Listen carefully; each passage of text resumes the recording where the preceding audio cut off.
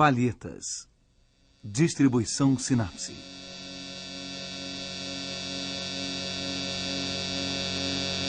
No canto de uma sala, perto de uma janela com vidros pequenos, um homem se inclina na direção de um globo celeste. Na sua frente, um tapete, livros, instrumentos científicos. No fundo, um quadro, um armário, outros livros. A textura da luz. O astrônomo. Johannes Vermeer. Museu do Louvre, Paris.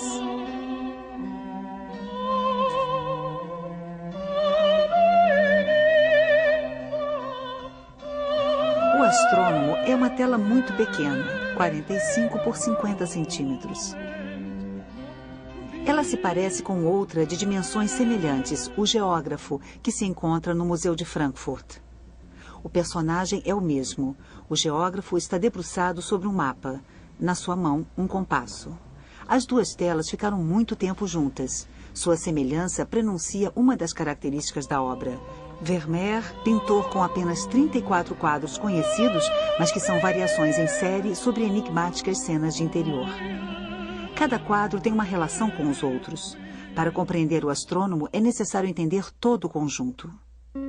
3 obras de sua juventude. Alcoviteira, Vermeer tinha 24 anos e era influenciado por Rembrandt. O Descanso de Diana e Cristo na Casa de Marta e Maria. Depois, Soldado e Moça Sorrindo, A Jovem Adormecida, A Leitora na Janela. A Leiteira. Mulher na Janela. Dama bebendo com um cavalheiro. Dama com 2 cavalheiros. O Colar de Pérolas. Mulher e a Balança. A Leitora de Azul. Concerto para 3 pessoas. Aula de música. Aula de música interrompida. Jovem com véu. Jovem com chapéu vermelho. A autoria de Vermeer é contestada. Jovem com turbante. A rendeira. A tocadora de violão. A tocadora de alaúde. Jovem escrevendo. Jovem com aia segurando uma carta. A carta de amor. Jovem escrevendo uma carta com aia. Dama tocando espineta. Dama em pé ao lado da espineta. 2 paisagens. Uma rua de Delft. Vista de Delft. 2 alegorias. A alegoria da fé. A alegoria da pintura. Pintor sem rosto. Pensou-se que ele havia se retratado em A Alcoviteira, como nos autorretratos de Rembrandt. Ou que aparecesse como cavalheiro, professor de música, geógrafo, astrônomo. Como ele mostrou sua mulher ou suas filhas, hipóteses sedutoras, mas impossíveis de serem verificadas. Alguns indícios nos arquivos da cidade de Delft. Ele nasceu e foi criado num dos lados da Praça do Mercado. Depois, viveu do outro lado após seu casamento com Catarina Bolemes. Ela era católica, ele era protestante. Talvez ele tenha se convertido. Ela lhe daria 11 filhos. Ele se inspirava no interior de sua própria casa ou inventava completamente seus interiores. Nos quadros de Vermeer, parece haver apenas 5 cômodos diferentes. O mais retratado é uma sala com um piso de grandes lajotas pretas e brancas, com o qual o pintor se diverte fazendo inversões ou transformando os motivos. Quarto menor com piso de tabuleiro de damas e janela armoriada. Salão com grandes janelas duplas e parede cheia de azulejos de Delft. Um cômodo com uma janela mais rústica e cuja decoração é muito mais despojada. Enfim, uma pequena sala com janelas duplas, a sala do geógrafo e do astrônomo. A maior parte das cenas de interior se situa em um canto. À esquerda, as janelas e a luz. Ao fundo, uma parede paralela ao plano do quadro. Às vezes, vemos o sol e uma parte do teto, nunca o exterior. As proporções desses cômodos e as perspectivas são tão precisas que um estudioso pôde fazer os cálculos e concluir que Vermeer trabalhava sentado, muito perto do objeto pintado, com os olhos a cerca de 1,10 m do solo. O mesmo estudioso concluiu que o pintor devia medir entre 1,65 m e 1,70 m de altura. A partir das informações contidas apenas em O Astrônomo, foi possível reconstituir exatamente o cenário e verificar a fidelidade das luzes, das sombras e das proporções. Para passar do cenário de O Astrônomo ao de O Geógrafo, basta mudar o eixo da câmera e a iluminação.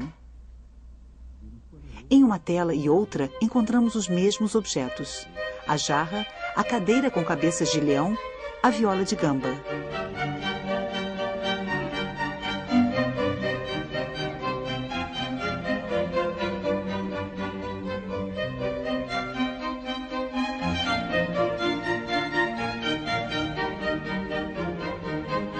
Ou os mesmos elementos de figurino: o casaco amarelo com acabamento em arminho, a pérola.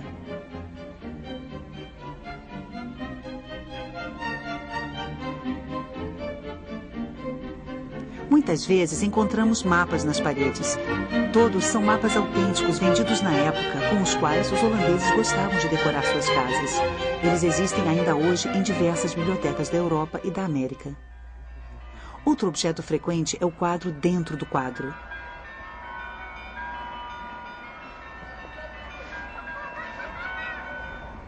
Alguns aparecem mais de uma vez. Vermeer possuía uma tela de Dirk van Baburen, a alcoviteira, que aparece em 2 dos seus quadros, mas com formatos diferentes. Esse quadro pertence hoje ao Museu de Belas Artes de Boston. Um outro quadro foi identificado como Moisés Salvo das Águas, talvez da autoria de Peter Lely. Ele aparece em O Astrônomo, mas com um formato muito reduzido. Em O Geógrafo, um mapa marinho substitui o Moisés. Em O Astrônomo, todos os outros objetos têm um papel preciso. Uma janela com vidros pequenos. Ela nos deixa intuir ao centro um escudo em vitral característico das casas de Delft. Um armário, profundo, quadrado, pode ser tanto de um cartógrafo quanto de um pintor. Um compasso, um instrumento familiar que permite medir as distâncias nos mapas ou traçar círculos. Um astrolábio, instrumento de origem árabe para calcular o calendário dos planetas e das estrelas. Um globo celeste, não é imaginário. Um raríssimo exemplar encontra-se hoje no Museu Marítimo de Amsterdã. As constelações e os signos do zodíaco estão nele representados com as imagens que vêm da antiguidade. A grande ursa, o escorpião, o caranguejo. Esse globo celeste está assinado por Jodocus Hondius, grande cartógrafo da época, junto com Mercator, e foi editado em 1600, ao mesmo tempo que um globo terrestre. É o globo terrestre que Vermeer pintou em O Geógrafo e em A Alegoria da Fé. Esse globo encontra-se hoje no Museu de Nuremberg. Um quadrante, sem dúvida uma espécie de calendário astronômico. Um livro, na página da esquerda, uma figura circular, na da direita, linhas de texto. Esses indícios permitiram que a obra fosse encontrada na Biblioteca de Leyde. É um tratado de Adriano Metius sobre a observação das estrelas. A edição pintada por Vermeer é a de 1621, diferente da primeira edição, datada de 1614. Por fim, o tapete. Vermeer muitas vezes faz com que ele ocupe grande parte da superfície do quadro. Ele permite ao pintor traçar dobras que distribuem sombras e luzes. Diante da ordem do cômodo e da leveza dos personagens, o tapete, com sua massa de matéria pesada, desordenada, um pouco ameaçadora, desloca o equilíbrio do quadro. Vermeer não dispunha de um ateliê particular. Ele trabalhava à luz do dia em cômodos comuns, mas ele combinava todas as possibilidades de iluminação das casas holandesas da época. Janelas superiores ou inferiores claras ou coloridas, venezianas internas ou externas, vitrais e cortinas permitiam-lhe modular a luz do sol.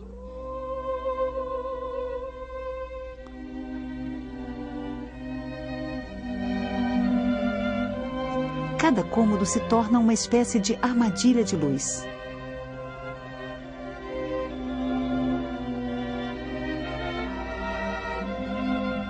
O pintor fica bem perto da parede esquerda e a cena é frequentemente iluminada pelas janelas situadas atrás dele. Sobre o jarro, o reflexo dessas janelas. Jogos de tapeçaria permitem que ele dose a luz. O dispositivo de luz é integrado ao quadro e aparece como os outros elementos decorativos. Em O Astrônomo e o Geógrafo, a mesma janela dupla é utilizada. Um batente fechado por uma veneziana e uma cortina. 2 batentes e muita luz com cortina em primeiro plano. Em O Astrônomo, a janela de onde provém a luz impõe seu perfil à imagem. Ela traça uma vertical repetida pelo armário ou pelo quadro. E uma horizontal repercutida no armário e nas suas saliências.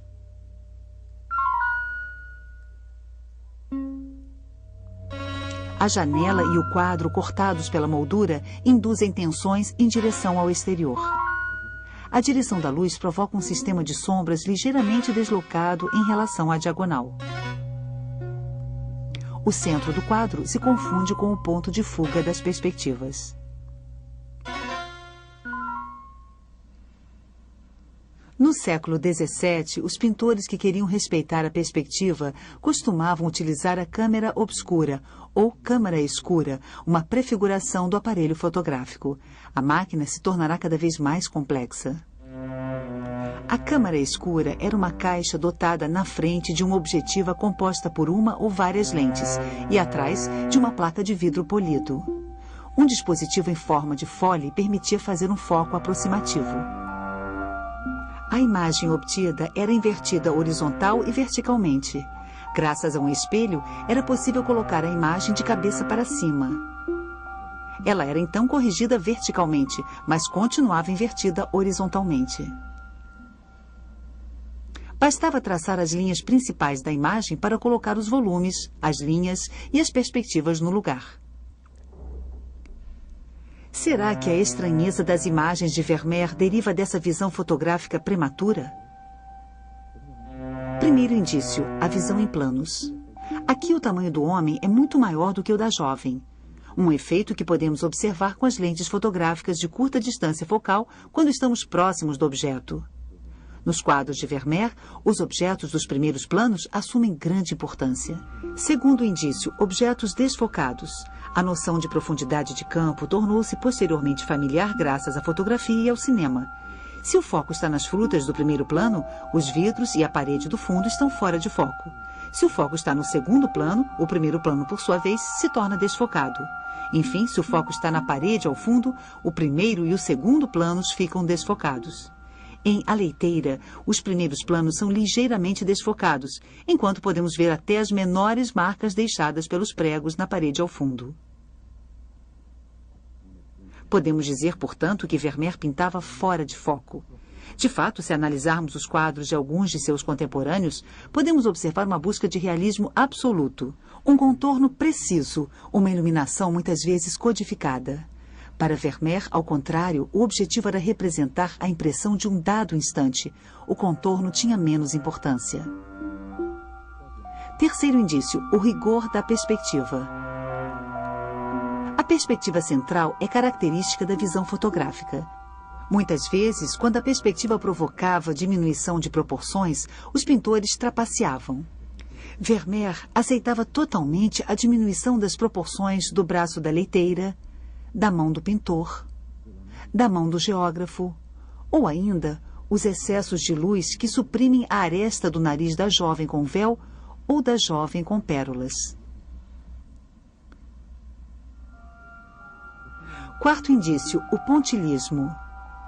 Se variamos o foco de uma lente, os reflexos brilhantes se espalham e acabam produzindo halos circulares ou círculos de confusão.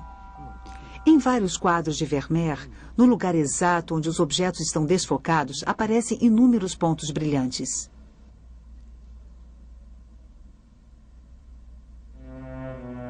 Quinto indício, o formato dos quadros.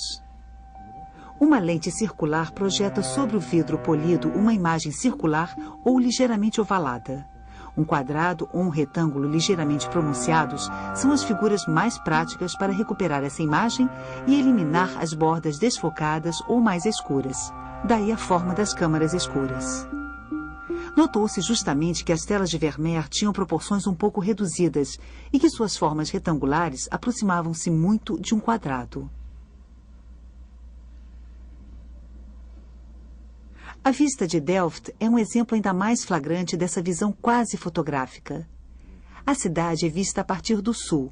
No centro, as portas de Schiedam e de Roterdã. O relógio da primeira porta marca 7h10.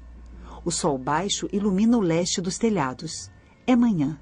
A riqueza de detalhes e a luz são ainda mais surpreendentes porque naquela época os pintores nunca pintavam ao ar livre.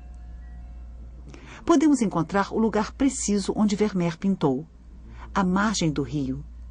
A paisagem vista bem do alto. Agora essa margem é plana.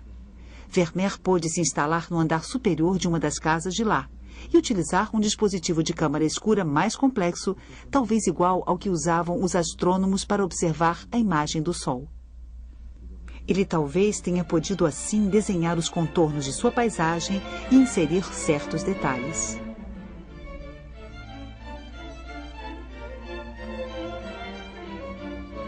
Perspectiva central.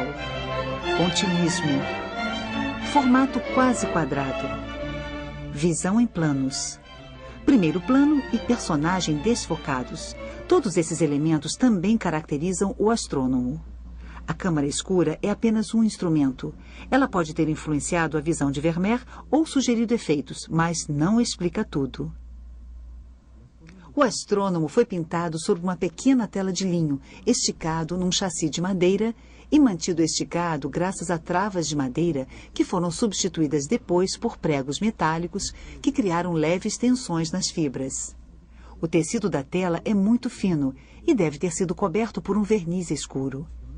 Em A Alegoria da Pintura, o pintor aplica diretamente suas tintas sobre um verniz cinza, após ter traçado com greda ou pincel contornos que talvez tenham sido decalcados anteriormente no vidro polido da câmara escura.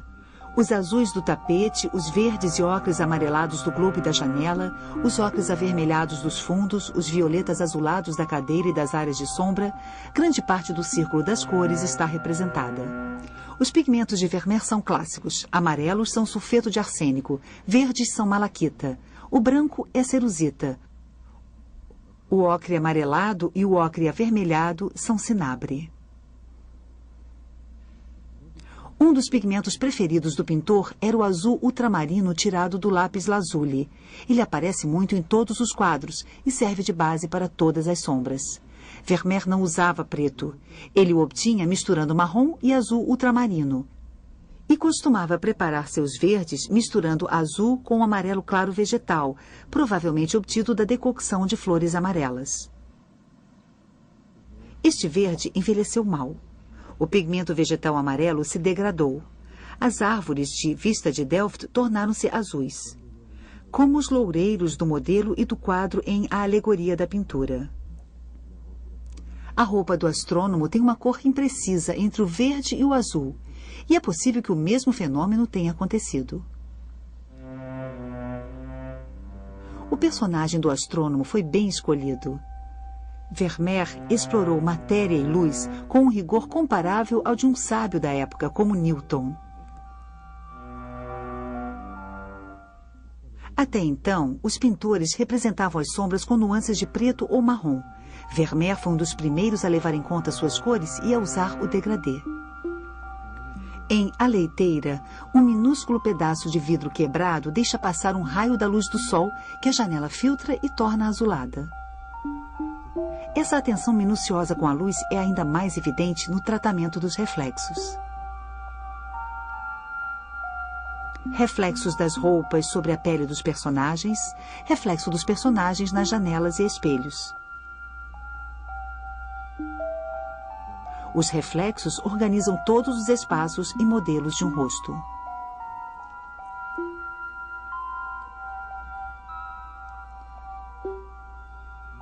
Ou então mostram o que há fora do quadro, como em uma bola de vidro em A Alegoria da Fé. Vemos aí o sistema de janelas abertas ou fechadas. Em O Astrônomo, um reflexo de apenas 2 milímetros de largura mostra o resto do cômodo tendo como fundo uma janela. Enfim, o reflexo se reduz a uma espécie de átomo de luz com a técnica pontilhista. Inspirados talvez pelos círculos de confusão das lentes ópticas, os pontos proliferam em vários quadros. Seus pequenos relevos de cor mais clara, depositados na ponta do pincel, distribuem luz por todos os lados, aumentando ainda mais o seu brilho.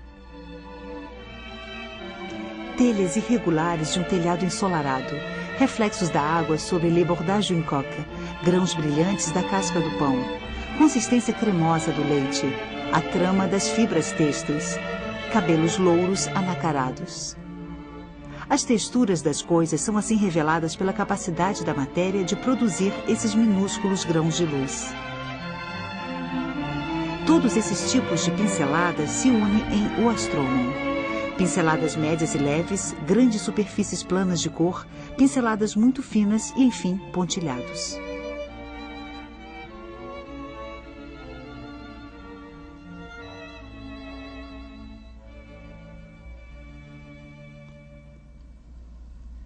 O quadro é assinado e datado de 1668. A caligrafia parece a de um outro quadro, mas o nome e a data podem ter sido adicionados por um marchand após a morte de Vermeer. A trajetória de O Astrônomo foi de fato muito movimentada. Com O Geógrafo, fez parte de vários leilões na Holanda. Os dois quadros foram levados para a França em 1785. As finanças reais, em baixa, não permitiam que fossem comprados, e os quadros retornaram à Holanda. O Astrônomo foi vendido em Amsterdã em 1797 e 1800. Vai parar em Londres em 1863. Reaparece no inventário de Leopold Double em Paris. E vai para a coleção de Alphonse Rothschild, grande colecionador das escolas nórdicas. A partir de 1938, os nazistas começam a saquear os bens dos judeus em toda a Europa. O Astrônomo é confiscado com as coleções dos Rothschild. Destinado ao futuro museu que Hitler queria construir em Linz, o quadro é recuperado depois da guerra em uma mina de sal, junto a milhares de outras obras de arte, e restituído ao seu dono. Após um acordo entre o barão Guido Rothschild e o Estado, O Astrônomo, o último quadro de Vermeer que pertencia a uma coleção particular, uniu-se à rendeira nas salas do Louvre em 1983. O primeiro grande texto sobre Vermeer, de autoria de Tore Burger, foi publicado pela Gazette des Beaux-Arts em 1866. Vermeer foi redescoberto, os museus disputavam suas telas, a pintura penetrava na literatura.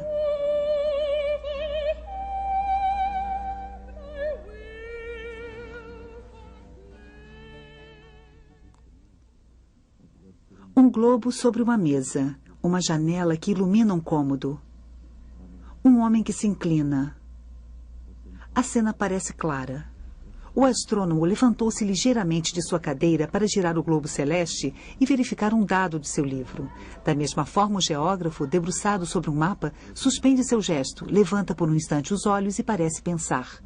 Duas telas complementares, duas atividades de pesquisa muito em voga durante um século no qual as grandes expedições marítimas rivalizavam em glória com as descobertas dos astrônomos. O tema do sábio no seu estúdio era frequente na época. Vermeer. Momentos suspensos no limite da sonolência, do sonho. Nesse mundo de paz, a perturbação de cenas por vezes ambíguas. Olhares que transformam o espectador em testemunha. E a letra, insistente, obsessiva, que convida a todas as interpretações. De fato, as cenas retratadas por Vermeer parecem ter significados que hoje nos fogem. Uma mulher em pé na penumbra segura uma balança. Na parede, um julgamento final no qual as almas são pesadas. Um raio de luz revela que a mulher está grávida. Talvez Vermeer esteja evocando a questão teológica do livre-arbítrio. A alma da criança que vai nascer está ou não predeterminada? Quanto ao astrônomo, ele tem um precedente famoso. O doutor Fausto de Rembrandt recebe uma revelação da luz. Que revelação pode estar recebendo o astrônomo de Vermeer? Pensou-se que o Moisés pudesse lembrar a proibição de se observar o Sol, os planetas e as estrelas estabelecida pelo profeta. Mas o texto de Matthews, exatamente na página mostrada no quadro, faz uma alusão aos patriarcas, os primeiros observadores das estrelas.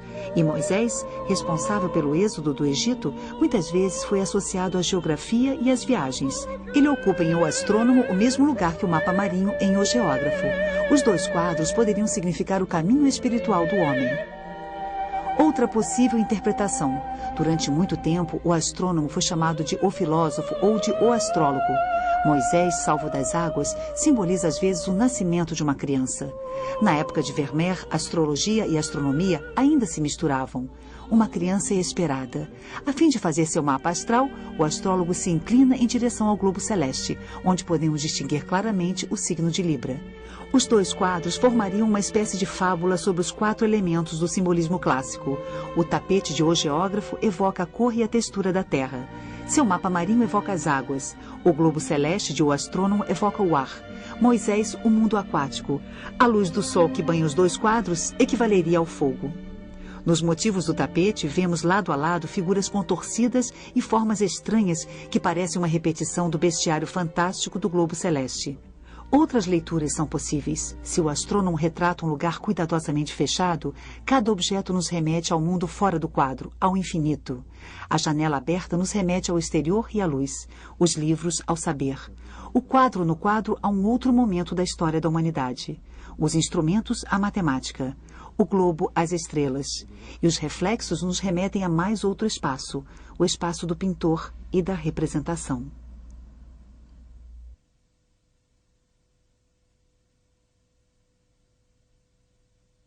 Versão brasileira Audionews.